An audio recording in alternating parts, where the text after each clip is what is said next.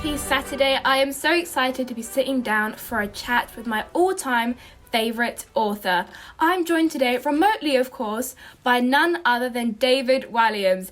David, hello, and thank you so much for chatting with us today. Well, thank you, Vanessa, for having me on. It's wonderful, and happy Saturday to everybody out there. Happy Saturday to everybody who is tuning in. So, David, growing up, Gangsta Granny was one of my favourite books. I think I've read it about 6 times. So it's such an honour to be chatting with you about it today. And the super exciting news that Alton Towers will be opening a first of its kind Gangsta Granny The Ride attraction in May. So the book was actually first released 10 years ago this year. That is a 10-year anniversary. So when you first wrote it, did you ever imagine it would become a ride at the UK's biggest theme park? I certainly was not thinking that. It's not because I didn't want it, I just didn't ever believe that was possible, that it would ever happen to something that I'd created. But obviously I'm super excited that it is. Gangsta Granny has been a stage show, it's been on television, and now a ride. I mean, it's incredible. That book really set me on my path to become a successful children's author. It was the 4th book that I'd written, but it was the book that really took off. And every day someone mentions it to me, or there might be something in a paper about a granny that's done something naughty and they call her a gangster granny. So it's certainly caught on, and it's certainly not going away. And I couldn't be happier that Alton Towers have made it into a ride. I'm so excited about it. It's definitely a timeless book. It's very legendary, very nostalgic for a lot of us in our childhood. Where did your inspiration for the story come from? Was your own granny a bit of a rebel? Well, when I was a kid, I used to be sent off to stay with my granny, and she'd want to watch the snooker or on the television, or play Scrabble, and we'd have cabbage soup, and it, would sometimes be a bit boring. And then one day I started asking her about her younger life, about her adventures during World War II. So she was a young woman at that time, and she had all these incredible adventures because she lived in London during the Blitz when Nazi bombs were raining down on the city. And she was hiding in the underground station, and the next door neighbour's house got blown up, and at the end of her street this bus was blown up. I mean, all kinds of incredible stories. And it got me thinking that every older person has a story to tell. You just need to ask them. So later in life, when I was thinking about writing another children's book, I was thinking about my granny, and I was thinking, yes, old people have secrets, old people have adventures that when you're a grandchild you just don't know about until you ask. So that was the starting point. So my granny wasn't actually a gangster. She didn't actually steal any priceless jewels, but she'd had a really exciting life, and it wasn't till I asked her about it that I got to find out about it. So if anyone's watching, lucky enough to have grannies and granddads, make sure you ask them all about their lives, because I bet they have done so much more in their lives than you can ever believe. I mean, that's beautiful. It's kind of like an ode to your granny to kind of share stories and to always ask questions, because you never know what you might learn from that. And when I read your books, particularly Gangsta Granny, I always imagine myself on a big adventure like Ben and Granny's. What would you say has been your biggest life adventure so far? A biggest adventure in my life, I'd say, is becoming a father. Because I am very lucky to have a son who's nearly 8, and we have a fantastic time together. And as soon as you become a parent, that's the whole focus of your life, and you wish you'd done it sooner. Because I'm actually 72 years old. I know I don't look it, but I've had a lot of work done. And so yeah, I say that's the biggest thing in life. Just bringing a little person into the world and loving them lots, and having whole new adventures with them. And in fact, I was walking my son to school the other day, and we were talking about ideas for books and things, because he's always giving me ideas. He wasn't born when Gangsta Granny was written, but he's always coming up with titles and things. So it's a wonderful thing being a dad, and that's the biggest adventure I've ever had. Even though I've had lots of kind of cool adventures, like swimming the Channel or the Thames and going to lots of remote places and everything. There's nothing beats being a father.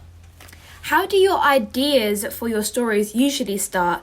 And do you have any advice for an inspiring writer on how to get started? Okay, so I think about ideas as seeds. And from those seeds, you can grow a story like a tree. So the ideas can come from anywhere. Sometimes they just pop into your head and you don't know where they've come from. But sometimes it might be a story someone tells you. They're not necessarily giving you an idea for you to write a book. They're just telling you something that happened in their lives. Or you watch TV and you see something. Or maybe you're just sitting on the bus and you hear two people talking and the conversation is intriguing and you think, oh, wow, maybe that could be the starting point for a story. So stories can come from absolutely anywhere. But I think it's important to remember that you're only going to get a little seed. You're never going to get the whole story. So you're just going to get the starting point. So for me, with Gangsta Granny, it was just, what if this particular granny had incredible adventures in her life and she was actually an international jewel thief? What about that? So that was just the starting point. I didn't know what would happen in the story. I didn't know they would end up at the Tower of London, all of that. I didn't know any of that would happen. I just had that initial idea. So any budding authors out there, I would say keep your eyes and ears open, because you never know when a good idea might come along. And talking to people really helps. So for example, if someone comes into my house, a plumber or something, I will often ask them, I say, what's the funniest thing that's ever happened to you in your job? And often they've got a great story. Little do they know, my mind is whirring, thinking, "Oh, can I turn this into a comedy sketch, or can I turn this into a story or something?" But being intrigued by the world, I think, is an important thing. And obviously, if you're really serious about writing books, you should read as many as you possibly can too, to see what everyone else has done, and that will inspire you in your own way and make you realize, oh wow, I've got to try hard because there's all these great stories out there. To be as observant and imaginative as possible. I love that. Now, I must ask, are you a fan of cabbage soup? I don't think I've had cabbage soup since I was a child and forced to eat it. See, the wonderful thing about becoming a grown-up is you no longer have to eat what grown-ups tell you to eat. For example, I haven't had broccoli for a very long time. I was told it's good for you. I don't care. I don't like it. I'm not ever having it again in my life. But cabbage soup, no, I'm not a fan of. I don't think I've had it since I stayed at my granny's when I was a kid. How hungry are you feeling this morning? Because I've sent you a special delivery. Of cabbage soup? Maybe. Oh, and you want me to eat some cabbage soup to see what it's like? Will you try it for us, David? I'll try it. I can't promise I'll keep it down, but I will try it. Wow, thank you so much, Vanessa. The cabbage soup is coming in now. Oh my goodness.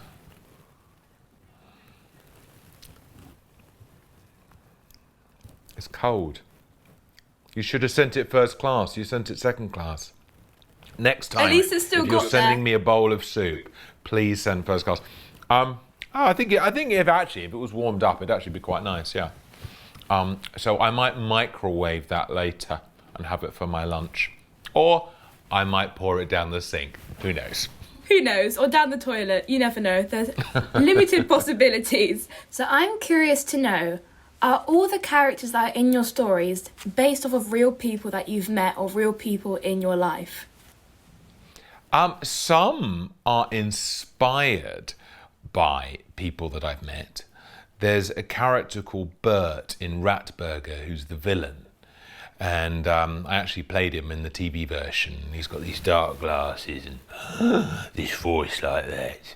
And we actually had a man come on the stage at Britain's Got Talent auditioning.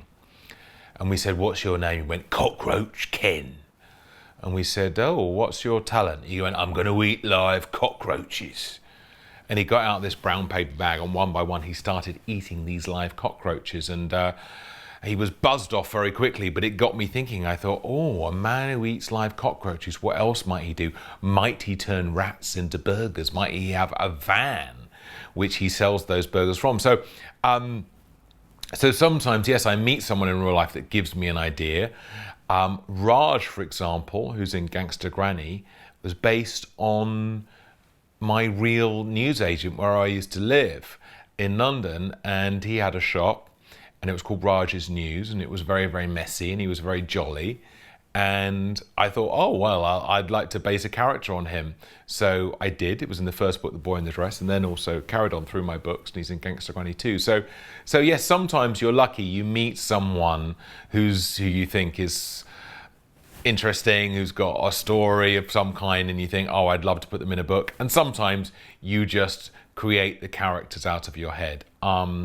But it's certainly great when you meet someone who is a really big character and you think, wow, yes, I can put you straight in a book.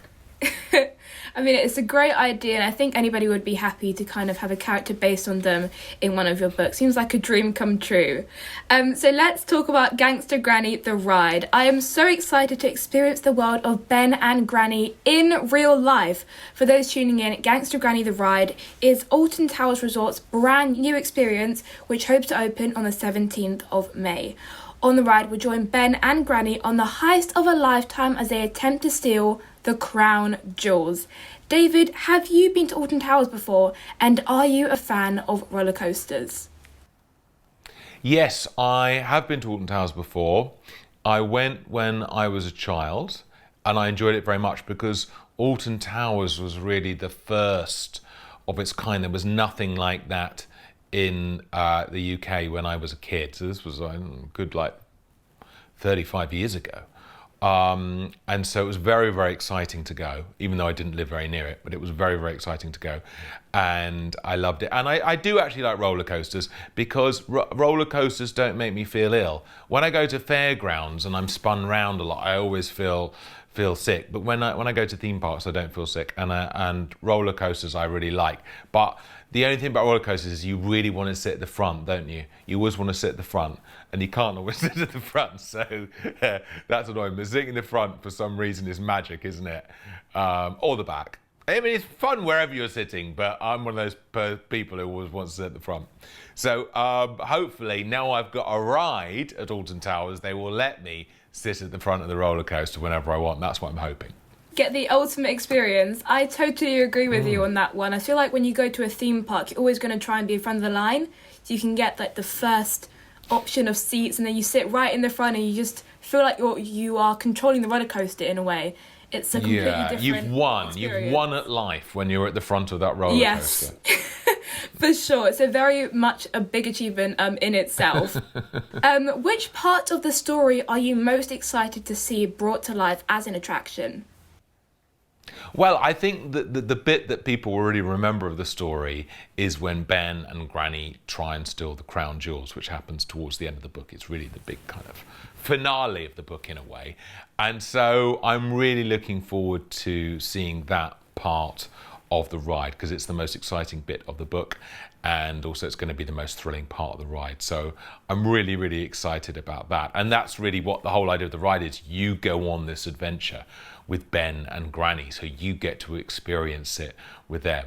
So I'm so excited for people to go on this, and I can't wait to take my son on it too. I mean, I can't wait for everybody to see what it's going to be like. It's just a very big kind of, I don't know, what's the word for it? It's an extravaganza. No, it's very, very exciting, and as an author, it's amazing, and you almost feel like a magician or something because you go, wow, all this sort of at some point came out of my head in some way. I mean, obviously, brilliant people have brought this to life and made it all happen, and incredibly talented designers and everything. But at the same point, there was no Gangsta Granny till I wrote the story. So it's a very, very exciting thing for me. And for the first time ever, Raj's shop is going to be a real shop. So what is the first thing you'll buy in it? Well, the thing I love most of all, and something that I've been really missing actually, because obviously lots of things have been closed, like cinemas and things, is I love pick and mix. I absolutely love pick and mix because you end up buying about 10 times as many sweets as you would normally ever eat in one sitting. And sometimes you bring it home and you can make it last for weeks as well. So pick and mix I'm very excited about. We're going to have lots of Raj's crazy special offers and lots of things that you can only buy in Raj's shop at Alton Towers that you can't buy anywhere else in the world. So I was really excited when Alton Towers said, yeah, you're going to have this Gangsta Granny ride, but when people come out, they're actually going to go to Raj's shop and they can buy sweets and all kinds of memorabilia from the ride and everything. I was really thrilled about that. So I think it's going to be a really fun place to visit. Limited edition candies. You can only get them at Raj's shop. Very exclusive. I love that so much. Do you have any advice for someone who's scared of roller coasters? I think if you're scared of roller coasters, like my mum's actually a bit scared of roller coasters, she doesn't like them, is go on with someone you know is sensible and is grown up, or someone who's going to take care of you and hold your hand just in case it's a bit scary. But remember, roller coaster rides, they don't go on forever, do they? It's a few minutes normally, and afterwards you'll feel really, really happy and excited. So don't worry too much about it. But if it's really not your thing and you absolutely hate them, I'd say don't go on them, because no point doing something that you're not going to enjoy. There's plenty of other fun things at Alton Towers you can do if you don't want to ride the roller coasters. And if it's your first time, don't go in the beginning or the front of the roller coaster. Yeah, go in the middle of the roller coaster, I think. That's a good idea, because then you can see what's coming up and you're not at the back. So you might, just be in the middle of everybody, and then I think you'll feel safer. As your roller coaster experience evolves, then you can start moving to the front so that you can get the best experience. But we're now going to have some questions from some of your biggest fans across the UK. Fantastic. How long does it take for the builders to make the ride? Is it 5 years, 10 years, or 100 years? Well, luckily it's not 100 years, because I'm not sure I'm going to be around in 100 years to see it. Well, I've been working for about 3 years with the team at Alton Towers, who are fantastically talented people at bringing this to life. So I'd say it's probably about 3 years is how long it's taken. So quite a long time, but they obviously they want it to be absolutely perfect, and also if it's perfect, then it's going to be there for might be there for 100 years if they get it right. So yes, about 3 years. So quite a long time, longer than it took to write the book. If you could be one of your characters in real life, who would it be and why? So if I could be any of my characters from my books, I would probably be Billionaire Boy, because Billionaire Boy has a water slide going from his bedroom down to the swimming pool. So every day when he wakes up, he can slide down a water slide. Now, to me, water slides are like the most fun in the world. So if I had my own water slide, if I sell enough books, maybe one day I will, but if I had my own water slide, I would be incredibly happy every day. What a way to start the day, sliding down a water slide. Bring it on. If you could pick one person to go on an adventure with, who would you pick and why? If I could go on an adventure with anyone, I think it would be my son, because he's always up for an adventure. And if we were doing something like whitewater rafting, or we were seeing the pyramids in Egypt or something like that, I don't know, or swimming through caves or something like that, I'd like to be doing it with him, because he's up for adventure.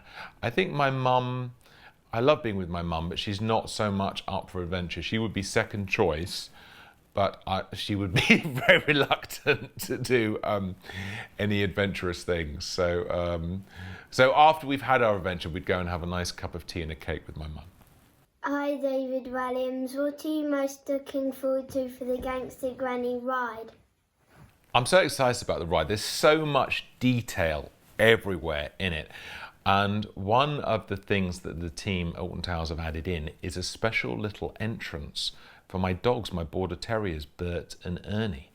And so it will be exciting to see if anyone is really eagle-eyed and can spot the little door for Bert and Ernie. So now David is going to spoil us by reading a chapter of Gangsta Granny just for us. That's right. I'm going to read from Gangsta Granny, and I'm going to read it out loud in case you were thinking, a bit boring just to watch him read a book. So this is the part of the story where Ben has discovered this biscuit tin in Granny's kitchen, which has all these priceless jewels in it. He's confronted Granny about it and asked her where she got them from, and she's laid them out on the living room carpet and told him how she stole each one. But at that moment, they notice that someone is spying on them. Ben's eyes darted towards the window. For a brief moment, he saw a dark figure peer through the dirty glass, then quickly disappear out of view. There was a man peering in at the window, said Ben breathlessly. I know, said Granny. I told you not to look. Shall I go out and see who it was? Said Ben, trying to hide the fact that he was more than a little frightened. Really, he wanted Granny to go out and see who it was. Well, I bet it was my nosy neighbour, Mr. Parker. He's a retired major, and now he runs the neighbourhood watch scheme in Grey Close. What's neighbourhood watch? Asked Ben. Oh, it's a group of local people who keep an eye out for burglars. But Mr. Parker just uses it as an excuse to spy on everyone, the nosy old git. I often come back from the supermarket with me bag of cabbages and see he's hiding behind his net curtains, spying on me with a pair of binoculars. Is he suspicious about you? Oh, he's suspicious about everyone. We have to keep an eye out for him, young lad. The man is a menace. Ben went over to the window and peered out.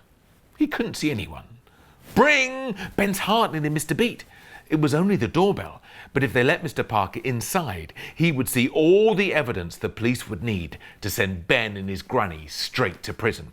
Don't answer it, said Ben, as he ran to the middle of the room and started stuffing all the jewels back in the tin as quickly as he could. What do you mean, don't answer it? He knows I'm at home. He just saw us through the window. You answer the door and I will hide the jewels. Me? Yes, you. Hurry! Bring! This ring was more insistent. Mr. Parker had left his finger on the buzzer for even longer. Ben took a deep breath and walked calmly through the hall to the front door. He opened it. Yes, said Ben in a squeaky high voice. Can I help you? Mr. Parker put his foot inside the bungalow so the front door couldn't be closed on him. Who are you? He barked nasally. He had a very big nose, which made him seem even nosier than he was, and he already seemed extremely nosy. Because he had a big nose, he also had a very nasal voice, which made everything he said, however serious, seem a little bit absurd. But his eyes shone red like a demon. I'm Granny's friend, spluttered Ben. Why did I say that, he thought. In truth, he was in a terrible panic, and his tongue was running away with him. Friend, snarled Mr. Parker, pushing open the front door. He was stronger than Ben and soon forced his way inside. I mean, grandson, Mr. Parker, sir, said Ben, retreating back towards the living room. Why are you lying to me? He said, taking several paces forward as Ben took several paces back. It was as if they were dancing the tango. I'm not lying, cried Ben. They reached the living room door. You can't go in there, yelled Ben, thinking of the jewels still scattered all over the carpet. Why not? Because Granny is doing her naked yoga. Ben needed a dramatic excuse to stop Mr. Parker barging through the door and seeing the jewels. But sadly, the nosy neighbour was not convinced. Naked yoga, a likely story. I need to talk to your grandmother right away. Now get out of my way, you nasty little worm of a boy, he said, as he shoved the boy aside and opened the living room door. Granny must have heard Ben through the door, because when Mr. Parker burst into the room, she was standing in her bra and knickers in tree pose. Mr. Parker, do you mind? Said Granny in mock horror that he had seen her in a state of undress. That was amazing. Thank you so much. If you want to immerse yourself in the world of Ben and Granny, you can on Gangsta Granny the Ride at Alton Towers from the 17th of May. Final question from me. David, if you had to audition for Britain's Got Talent, what would your talent be? My talent would be annoying Simon Cowell. That's what I do. I do so many things just to annoy him. He doesn't like loud noises, doesn't like people being too close to him, doesn't like people sort of in his personal space. And I think I do some kind of act that was designed just to make his life a misery. That would be my act. And on that brilliant note, that's all from us. Thank you so much for joining us today, everyone. Have an amazing rest of your weekend. And don't forget to check out Gangsta Granny the Ride at Alton Towers from the 17th of May.